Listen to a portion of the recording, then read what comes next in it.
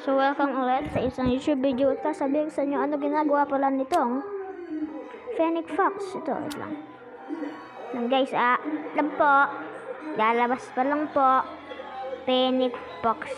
Ito, yes. Pag nakita nyo ito sa last video ko, na-hatch ko to 2 eggs lang, diba? I'm so lucky. And this Fennec Fox does okay, sabihin ko lang sa inyo. Fennec Fox every ano ulit puktik na yan. Pahalabag ko nga muna. Every ay may bonus. Okay, nalapag ko na. Okay. Every 22 minutes goes to a random garden and copies their mutations. Rarer fruits have a lower chance of success. So, kinakopy niya yung mga mutations. Itong Fennec Fox. Yan. Yung Fennec Fox. Yan.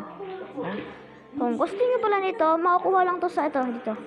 Pag gusto niyo pala na ganito, pupunta lang kayo dito. Saka, ayun, may Oasis egg po lang nakastack. Kaso, wala akong pewa. I mean, anong tawag dito? Summer points.